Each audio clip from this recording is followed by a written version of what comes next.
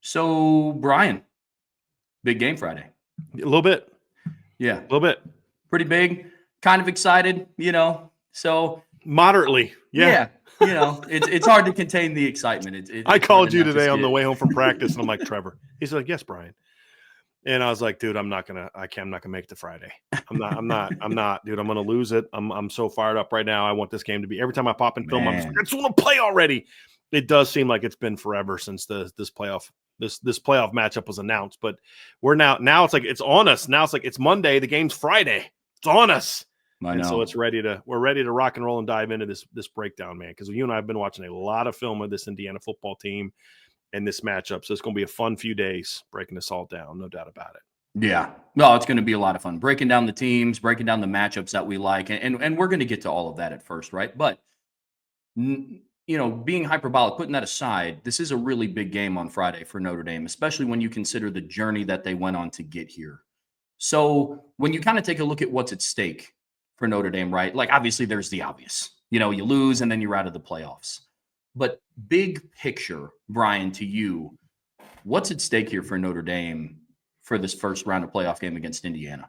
Well, I mean, obviously there's like you said, Trev, there's the obvious ones of you're in a survive and advance mode, right? I mean, you're in a one and done. You can't afford to lose anymore. You got to survive and advance, right? Whatever cliche, whatever sports, a single elimination tournament cliche you have, use it here, apply it here.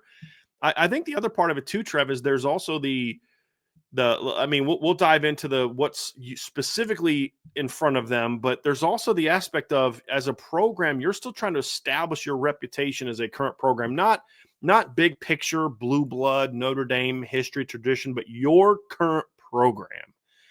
And I think one of the big things going in this game, if we're going to be completely honest with you, is this is a must win for Notre Dame, not just in order to compete for a championship, you've got to win this game, but like so far when Notre Dame has gotten into these big moments, the teams that have beat them have been Bama, it's been Clemson, Bama again. It's been teams like that. It hasn't been a team like this. You can't afford to have a game against a team like Indiana that you lose. And that's the unique thing about this matchup is all the pressure right now is on Notre Dame side. There's really no necessarily pressure from an expectation standpoint on Indiana. Now, there's always pressure on both teams for what the moment is. But on top of that, I think there's sort of a bigger picture pressure on Notre Dame that I don't know that the players necessarily feel. But as an analyst, we look at it and see it because we know what the storyline is going to be if Notre Dame loses a game like this. Now, what I've heard from Notre Dame coaches, Notre Dame players on the record and off the record, I don't think they're looking at it like that. They're just focused on Indiana and what's in front of them. But for us, we can talk about those type of things because we're not players and we're not coaches on the team. And it really is you're in a you're not, I don't say a lose-lose situation, but you're in a situation where you've got more to lose than what Indiana does. Right. Because if you beat Indiana, that's a win because you get a chance to go play again. And that's what makes this type of game different than like past bowl games where you got a bad opponent. It's like, well, you got nothing to lose playing Rutgers or nothing to gain playing Rutgers. Well, you do now because it's a chance to go play Georgia. I mean, that's ultimately what's at stake here. Like, just getting into the nitty gritty, it's a chance to go play Georgia, and survive in advance. But beyond that, it's that big picture. You need to sort of get this game under your belt, prepare for that next round, get back on track, shake off the rust, get this win. And then in what it'd be 12 days, right? You get another chance to go play Georgia. And that's what's at stake here, Trev, from a micro standpoint, but bigger picture, I do think there's that aspect of they need a win like this because a loss in this situation would all the people that we view as like, oh, you're a Notre Dame hater or whatever the case may be. This is fuel to the fire for that. You couldn't even beat Indiana. And that's something that is also at stake here. Again, I don't know that the players really care about that or recognize that, but that's the reality that we can look at and observe as fans who sort of engage more in that sphere of reputation and things along those lines. Sure. Yeah. I mean, big picture here, Brian. I mean, for me, the way that I look at it, and there are some others that kind of come to mind. But this would be probably the biggest postseason win for Notre Dame since 1993. Not in terms of like the opponent in which they beat, but the stage that they did it on.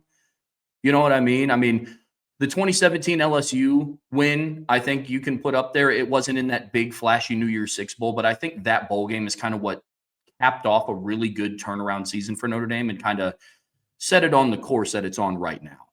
You know what I mean? I think of those wins coming to mind, but getting a win in the first ever home college football playoff game in NCAA history would be, in my mind, the biggest bowl win since '93, right? Another thing, Bryan, you kind of already alluded to it, but you have the opportunity to prove some people right or prove some people wrong. There's a lot of people out there that talk about, gosh, Notre Dame's ranked too high. Notre Dame shouldn't be in it. The loss to Northern Illinois. There's a chance to silence a lot of those critics. And the final piece for me, which I was thinking about before we started the show, I think a win on Friday and kind of what's at stake here would nullify the what if season for Notre Dame. Meaning, what if Boubacar didn't get hurt? What if Jordan Botelho didn't get hurt? What if Riley Leonard had the spring? What if Ben Morrison was healthy? I think to a degree, because we kind of talked about like throughout the regular season, at some point though, like those injuries might come back to get you. You know what I mean? And they haven't so far. So a win in the first round of the playoff to me not only obviously propels them forward to go play in the Sugar Bowl against Georgia, but to me it also kind of nullifies a little bit from fans, from our perspective, we don't walk away from this season going, what if we had them? Yeah. Yeah, that's an interesting take. I would have probably looked at next week's game that way more so than this one. But, a loss. So how about I meet you halfway on that one, Trev? Because I see where you're coming from on that. A loss will ramp that up. I don't know that a win shuts it down, but a loss ramps it up big time. You're going to hear all the excuses. Well, what if this? What if that? And at the end of the day, my thing is, it's still even with the injuries. Just look at who you are for who you are. This team, you should still be better than Indiana at home. You know what I mean? That's no disrespect to Indiana. We're going to dive into Indiana, and people are going to realize like we're high on Indiana to varying degrees, right? And especially, I am especially. I'm not saying that because I know Trev isn't. I'm saying I only know what's in my head. Sure. And in my head, this is a good football team, but you're still better than them. And I'm not going to sit here all week and try to convince fans that somehow Indiana's this phenomenal football team that I don't know if Notre Dame's going to beat them. So then we can hype up the win as if it's like some huge win. Look, this is a game you're supposed to win if you're Notre Dame. This is a game that, when you're in year 3 of your program and you're playing for a championship, this is the one you have to win. It's at home. And that's what's at stake for Notre Dame. And that's why I say going into this game, there's a lot more at stake. There's a lot more pressure on Notre Dame as far from what's at stake standpoint than there is in Indiana. As you've said before, Trev, and you said last week, right now Indiana's playing with house money. Mm-hmm. Notre Dame isn't. Notre Dame is in the this is what you were supposed to do category. And one and done is not supposed to be what you are, you know what I mean? Or the normal sense of one and done, but not a win and a loss is the minimum of what you should have done. What we said before the season was Notre Dame's what are your minimum expectations to say the season was a success? It's a win in the playoff, a minimum one win, make the playoff and win a game. And then after that, it depends on who you play after that. But that's kind of where I'm at when I look at it is this is the kind of kid that you say, or this is the kind of game where you say, these are ones where you've got to win. Here's the thing, you're not going to get a lot of love for beating Indiana, right? You're not going to get praised for beating Indiana. You're going to say, well, that's what you're supposed to do. True. Right? That team shouldn't have been in there anyway. Now, I don't agree with that. I've been saying for 3-4 weeks that, barring a really just a blowout loss to Ohio State, that they should be in. Well, they kind of got whooped pretty good, but it was one of those ones where it was like some weird special teams plays. Yeah. And then some other teams lost games, that helped them. Alabama getting beat the next week by Oklahoma helped them a ton, if we're being honest. I think if Alabama wouldn't have lost to Oklahoma, SMU would have stayed in and Indiana would have dropped all the way out going into last weekend. And then I think SMU would have fallen down. Like, point being, Alabama and SMU both would have been in. Indiana would have been out. and then SMU's loss to Clemson would have kept them in, but just they'd have fallen just like they did. And Bama would be the 10, and Notre Dame would be getting ready to play Alabama this week. That's what I think had Bama not lost to Oklahoma. So they caught some breaks, if we're being honest, because of some teams just – Ole Miss was like, nah, we don't really want to be in the playoffs. You know what I mean? Right. Alabama's like, nah, we don't really – I mean, we're going to say we do, but we really don't. Well, what makes you think that? Because if they did, they wouldn't have got their butts kicked by Oklahoma. If they really, really wanted to be a championship team, Ole Miss wouldn't have got beat by Florida. You know what I mean? So right. They wouldn't have lost at home to Oklahoma. So that's kind of where I'm at with this one is when you talk about what's at stake is that. And then the other thing too, Trev, is there's a lot at stake in regard to prepping for that next run, getting ready for that next game. Is momentum I've said it, you've said it. Everyone that works for IB, I probably has said it at some point in time. Marcus Freeman has talked about it. Momentum is a real thing in football. Absolutely. And momentum is it's not this like invisible force, right? It's not like the Holy Spirit of football, or it's about rhythm. It's about confidence. It's about how where your team is from a preparation and an execution standpoint. Talk about why teams get hot. It's because the preparation is great. The confidence is sky high. Those two things then lead to them playing at a much higher level than they've played all year. And then that's where momentum comes into. And then all of a sudden other teams start watching them play saying, boy, that team's really good. I don't know if we can beat that team. And then hence momentum. Well, Notre Dame's got a lot of momentum from riding a 10-game win streak, but now they haven't played in 3 weeks by the time this game kicks off. So getting that momentum back from a playing standpoint is going to be very important for Notre Dame as well, looking at this game, Trevor. Yeah, absolutely. A win in this game propels the program forward to hopefully start, maybe not start a run, because I do think a little bit more of that would come, over a victory over Georgia, right? But I think it gets you started off on the right foot because, we talked about Notre Dame being a rhythm offense. You talked about Notre Dame, being a team that is built on momentum. You don't go on a 10-game win streak if you don't have momentum behind you. A convincing 10-game win streak right. as well. Right. Not a 10-game win streak where, you're eking out those like 19-12 victories. And one game was decided by less than 2 touchdowns. And that was a two touchdown game until the last 5 or 6 minutes of the game. Yeah. Looking a little. And they led for what, 52 minutes of game time? Because they led for over 52 minutes. Yeah. So it's weird. It's weird to sit back and think that the closest game Notre Dame played on the scoreboard, when you kind of take a deep dive into it, wasn't that close. You know what I mean? So it's interesting to look back and think about that. But momentum is going to be a very real factor for Notre Dame moving forward in the playoffs. And I think you're right. That's what's at stake against Indiana. So we were talking a little bit about Indiana. And we were talking a little bit about, how that team is put together and what, they could potentially do to upset Notre Dame's hopes of keeping that momentum alive. So taking a look at their season as a whole, kind of breaking it down, season rundown, where are you at with that? Mm-hmm.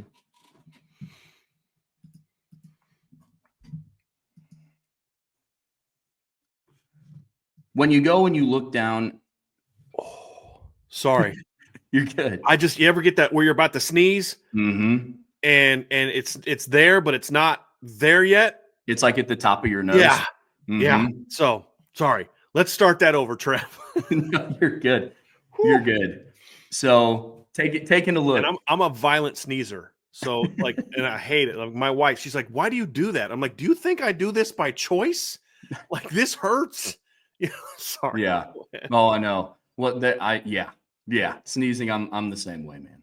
I'm the same way. But when you look at the Indiana Hoosiers and you look at kind of how they got here, we touched on it on Saturday. But when you look at their season in review, kind of give me a breakdown a little bit of what they've looked like this season to kind of get to this point. Well, they are, Trevor. The if you want to look at when coaches are like, this is why we need to go to the portal. This is why, like Kurt Cignetti has basically raised the bar for every first-year head coach. because they're going to say, listen, dude went to Indiana, and built a team through the portal, almost exclusively through the portal. They had more starters this year that were portal guys than guys that were from Indiana. And I think it was what was it, Trev? Like 13 or 15 of their starters were portal guys, correct? I believe is what it was. Yeah, it's 15 were starters on offense and defense, and 2 additional were on special teams. Yes. So like they built heavily through the portal. Their quarterback's a portal guy. Their top 2 running backs are portal guys. 4 of their top 5, including the tight end, 5 of their top 6 pass catchers are portal guys. The only exception being Omar Cooper Jr. I think 3 of their starting offensive linemen were portal guys to start the season, and then a 4th once Drew Evans went, because I believe, I could be wrong on this, but I thought Drew Evans, the kid who started the season at left guard, was an Indiana kid. I don't think he wasn't a transfer, was he? Let me look at this real quick. No, he was a transfer kid too from Wisconsin. So I thought he was an individual guy, but he gets hurt, and then another JMU kid, Tyler Stevens, steps in for him in the starting lineup. Trey Wedig was from there. So this is a team that doesn't have a whole lot of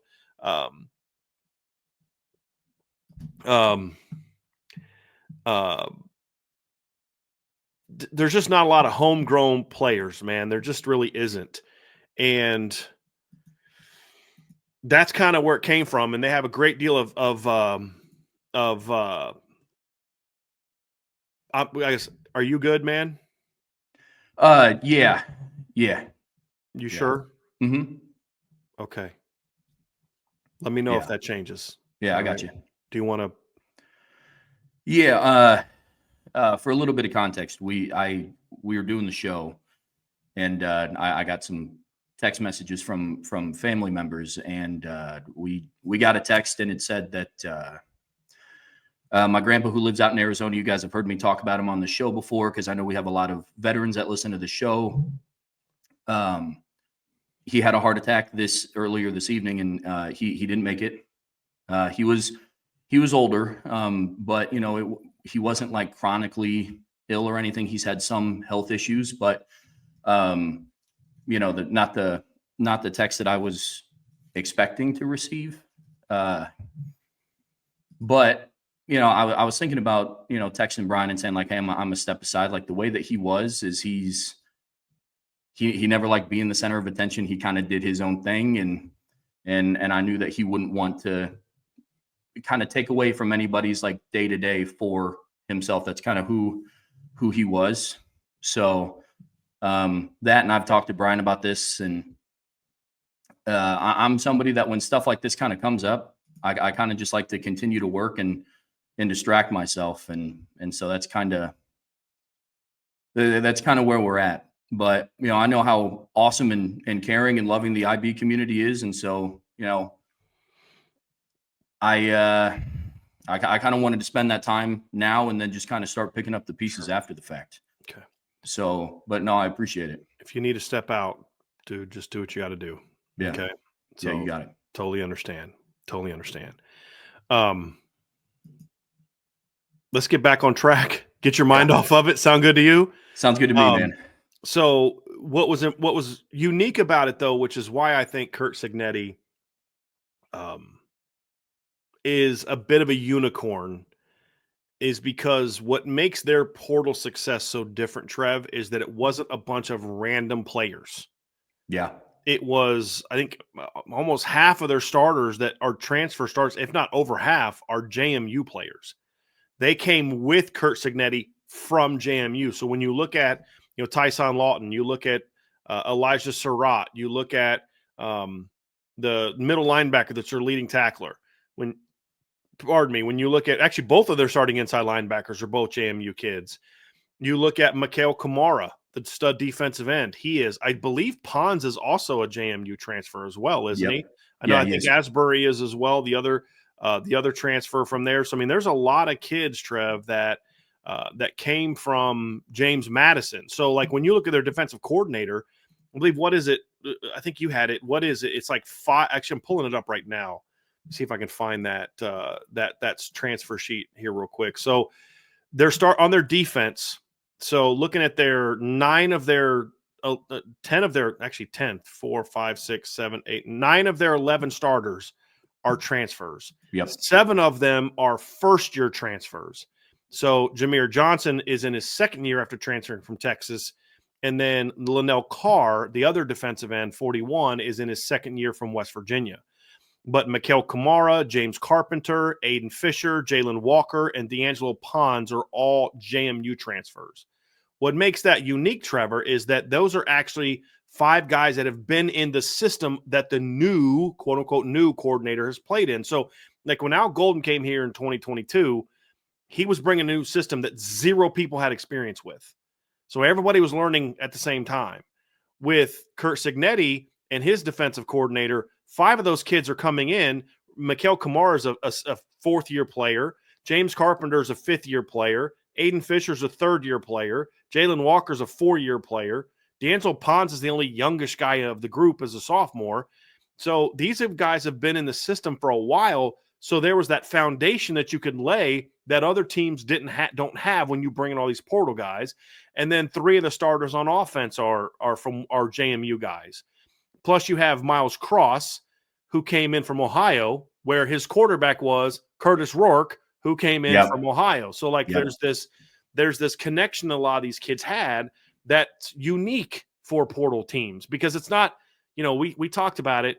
It's going into this last game. It's 17 of their 22 starters on offense or defense are portal guys, right? Looking at, because of some injuries and some different things. Now, Omar Cooper plays a ton, but he doesn't start. He's their number 2 leading receiver. So you can kind of count him and then drop it down to 16, but he doesn't start most of the time. So you're looking at it and you're saying, well, that's not your typical portal class, because as we mentioned, 8 of those 17 starters came with him from James Madison. And so they could help with the transition a lot easier than what you normally see with a guy that comes over from the portal. But that's how they got here, Trevor, is a roster that's been completely rebuilt. You've got a starting running back from Wake Forest, his backups from James Madison, your top receivers from JMU, your all-conference tight ends from JMU, your left guards from JMU, you've got another receiver from Texas Tech, you've got another receiver from Ohio, your quarterbacks from Ohio, you've got 2 of your 4 starting defensive line. Your whole starting defensive line are portal guys. 3 of them are first-year portal guys. There's the 2 guys from James Madison we talked about. CJ West, their big nose tackle, is a good football player. He's from Kent State. And then, of course, your 2 starting inside linebackers are portal guys from James Madison. Sean Osbury, one of the starting safeties, is a first-year transfer from Old Dominion. We talked about Jameer Johnson and D'Angelo Pons. So it's a very different situation than most portal teams, but most ADs and most booster people aren't going to look at it that way.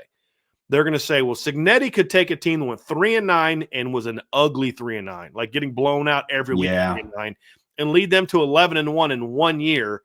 Why can't you do that at Alabama, or you know what I mean, or Ole Miss, or that's the storyline of what it's going to be, fair or not, right? Because I would say, well, I don't know that Indiana's 11-1 if they have Alabama's schedule, but that's a subjective thing that we can't really quantify, which why it should not impact who's in the playoff, because you don't know the answer to that. Right. But for these purposes, we can have that conversation. But the other thing too, Trevor, as far as how they got here, they have one of the most arrogant, cocky, self-assured head coaches I've ever seen. And I mean that in a 100% complimentary fashion, because you have a bunch of kids that think they're better than they are, and they play with a lot of cockiness and a lot of confidence, and it makes them good. I said this on the show before. I told a friend of mine yesterday, they're a group of 5 all-star team that plays with a group of 5 chip on their shoulder. And I mean that as a compliment, not an insult, because you're taking some really good group of 5 players and they're playing together and they play with a chip on their shoulder. And this team plays a little bit above their skis a little bit, right in front of their skis a little bit, because they take on their coach's cockiness and confidence. And again, I use that word not as an insult to Curt Cignetti, but a compliment to Curt Cignetti, because if he wasn't this way, if he didn't tell his players, screw Ohio State, screw Michigan, which he literally said, like he said, they suck. Yeah, if he didn't say those things, then they wouldn't have the confidence to go on the field early in the year at UCLA and say, screw you, we're not even afraid of Ohio State, much less UCLA, and blew UCLA out. They didn't care about the red ends on those white helmets from Nebraska. Didn't care. Mm-hmm. You're at our place now. They play with the same confidence that their head coach. And it's not fake with Kurt Cignetti.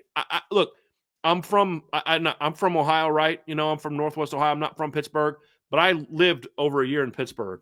I met a lot of Yinzers, man, and that cat is who he is, and his team feeds off that. And that's talk about how you got here. It's a big part of it. They play with a ton of confidence, and we're going to talk a lot about that when we talk about our keys to victory on Thursday, about what you got to do to counter that. Man, that's a big part of it, man, is they believe in themselves because they believe in him and he shows faith in them. And it's a really confident football team right now, man. Really confident football team. Yeah. We talk all the time about how players will take on the personality and the persona of their head coach, right? And the Indiana football team has done that in a huge way. And obviously it worked out. You go 11-1, you're averaging 43.3 points per game. You're blowing teams out. You don't do that if you're just kind of, well, I guess we're here. I suppose we're just going to give it our best. When they step on the football field, they genuinely believe that they're the best football team out there playing, yes. and that's what you have to do. Yeah. So it makes it really impressive with what they've done. I think you hit a really good point on the transfer portal because, when I told people how many transfers that they had, a lot of the resounding answer was, well, then what happened to Florida State? Mm-hmm. It's like, well, if you go through and you watch Indiana play, they look like a defense that's been playing together for the last 2 years. And it's because they have, so you can have success in a lot of different ways in the transfer portal. And Cignetti just did it in a great way at Indiana. So, yeah, when you look at how they got here, it's easy to just say, well, they had 31 transfer portal kids, 15 of them start. They played a soft schedule. Right. It's Indiana, folks. Yeah. Indiana is supposed to be the one that's part of a soft schedule, not a team playing a soft schedule. Indiana's been playing against the Big Ten West for decades, and they have not won a lot of games, right? Man. And this team has. This team really has. It's like Trevor, you nailed it. When they stepped on the field against Michigan, they played like the team that felt that the other team didn't belong on the field with them, not the other way around. Yeah. And the Ohio State game didn't go their way, but Trev, they took that opening kickoff right down the field, methodically right down the field, and scored on Ohio State. They just got out-athleted the rest of the game. And then, of course, they committed some huge special teams mistakes that really broke that thing open. But they battled for 60 minutes. And so this team is not going to step on the field on Friday night intimidated by Notre Dame. That doesn't mean the moment might not get too big for them. It might get too big for Notre Dame. We don't know the answer to that. But they're not going through this week like, oh, gosh, I don't know, guys. I don't know if we can compete with Notre Dame. I don't know if we can hang with Notre Dame. Gee, I just hope we put up a good showing. They're going to step on the field, right or wrong, saying like, no, we're the best football team in the state of Indiana. Because I promise you their head football coach has been telling them that the last 2 weeks. No. We're the best team in the state of Indiana. This is our state. Oh, yeah. And and another factor, too, is outside of the Indiana fan base, they have a bunch of people telling them that they're not. So we talk about all the bulletin board material that Kurt Cignetti is just going to organically give Notre Dame. Yes. It's true. But, you have an IU football team that's just out here talking about how nobody respects them. A lot of people don't think they should be here anyway. So, yeah, it's going to be a motivated football team, man. I agree with you. They're playing the victim card all week, Trev. They are, man. They're doing it all week. Man, they're doing it all week. Oh, but 100%. It's worked for them. Yeah. So why stop doing what they're doing now? And the other thing too, Trevor, is when you look at them and people talk about their soft schedule, and we broke down their schedule on Saturday, so we don't need to go through it and all the wins. But they're similar to Notre Dame in that they haven't had a lot of close wins, and they hit a stretch there of back-to-back games in late September, early October. So it was the week of Notre Dame's Louisville game and the bye. So about the time Notre Dame kind of took off is about when we really saw Indiana kind of take that big jump, because they played 2 games against Northwestern and Maryland, where they won each game they won Maryland game by 14 and the Northwestern game by 17, but they were close games late. And Indiana learned how to win, I feel like, because that first few games, they blew out some teams that just weren't very good, right? Florida International, they beat 31-7. They stink. Western Illinois is awful. Charlotte's not very good. They blew Charlotte out. Their coach got fired in the middle of the season, and they blew UCLA out during a stretch in which UCLA was just kind of getting whooped by everybody. They barely beat Hawaii. Then they got beat by 17 by LSU, 21 by Oregon, 16 by Penn State. They eventually figured some things out, but they gave them a beating like nobody else in the season gave them. If you're looking at it, they gave them a beating like nobody else did. But they had to scrap and claw a little bit in those Northwestern and Maryland games, and I felt like that was kind of when that team really took off. Was when they're like, "Hey, we are this good. We were tested." And after that, they until the Michigan game, they weren't tested. They beat Washington pretty convincingly, even without their starting quarterback. They fell behind 10-0 against Michigan State, and then scored the next 47 points to win 47-10. Yeah. This is a team that, yes, okay, they played a bad schedule, right? We can all agree. They make Notre Dame's schedule look like Georgia's schedule. Seriously. I know Indiana fans don't want to hear that. I heard you and I listened to this podcast the other day where they were literally trying to explain away how their test schedule was a lot tougher than Notre Dame's. And that's nonsense. Notre Dame's schedule, there's 3 or 4 teams that are better than the best team that Indiana beat this season. And but that's not their fault. That's the schedule that they were given. And they dominated that schedule for the most part. And that's what good teams do, right? That's what playoff teams do. Yeah, you don't have the greatest schedule, but what'd you do against that schedule? We dominated it. And, if Indiana's not a playoff team, then neither should Texas. So yeah, that's where I'm at. No, man, I agree. And I think those wins over Maryland and Northwestern, I know UCLA was also in the Big Ten Conference, but we know what they were at the start of the season. But Indiana has been playing Northwestern and Maryland consistently for the last, I couldn't even tell you how long. If I were a betting man, which I am, I would say that it's a long time, right? And I think those 2 wins showed that program as a whole something, and you go back and you look at their season, and beating 2 4-8 teams, in a vacuum, shouldn't be enough to say, man, now we can go on a run. But right. You look at what Indiana did after those wins, and they did, right. And so Trev, real quick, because I like to back up your points that you made. So last year, Indiana and Maryland have played each other 13 times, including this year. They had played 12 times coming in the season because Maryland was a relatively new member of that league, but they had played each other every year since Maryland joined in 2014, and Maryland had won the 3 previous games, including last year's game in College Park, 44-17. So they got blown out by Maryland last year, and so that's not exactly a game where you look at and say, okay, yeah, they've played a bunch and it's been back and forth, but they beat Northwestern. They haven't played Northwestern since 2019, but Northwestern owns a 47-36-1 record. And coming into this year, Northwestern had won 5 of 6 against Indiana and 9 of their last 11 against Indiana. So Northwestern had kind of dominated that series, and Indiana, flipped that a little bit. Yeah, no, absolutely. It showed them that they belong in the ranks of the Big Ten, and then, it starts climbing. And it's no surprise to me that after those 2 games against Maryland and Northwestern, they decimated Nebraska in a game that just wasn't even, from the first snap of the game, wasn't even competitive. Indiana owned them up and down the field. And, for all the things that you talk about, that I talk about, about Indiana's schedule and what that looks like for them, Nebraska is the one team that kind of holds some pretty high-ranking, stats amongst the country. You know what I mean? Especially on defense. They put up 56 points against Nebraska, and Nebraska has the number 18 scoring defense in the country. They have the number 12 rush defense in the country, and Indiana kind of had their way with them. So I think those 3 wins right there is kind of what propelled them forward. It's just, that narrative against you start to struggle against Michigan. You have a different kind of caliber of athlete comparable to what Nebraska had. Then, a couple weeks later, you fast forward and then you're playing Ohio State in the Horseshoe. It's a different level there, which you can look at one of 2 ways. And I'm kind of in the middle.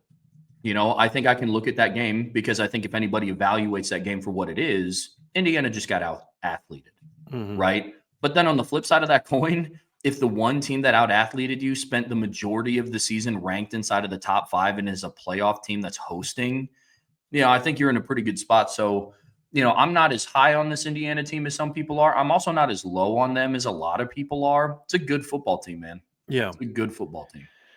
So, Trev, we're going to transition next into sort of breaking down the strengths and weaknesses, looking specifically at this Indiana football team and what they do well and what they don't do well. But before we do, folks, do us a favor, hit that like button, hit that subscribe button, hit the notification bell, share this podcast, give us a 5-star review. And of course, as always, make sure you sign up on the message board at boards.irishbreakdown.com. I'm going to give some of my film thoughts tonight on Devontae Smith, and then I'm going to do a film breakdown here over the next week or so once I get done with all the Indiana film breakdowns and get those on the board as well. So make sure you check that out. But that's for premium board members only, and you can find that at boards.irishbreakdown.com.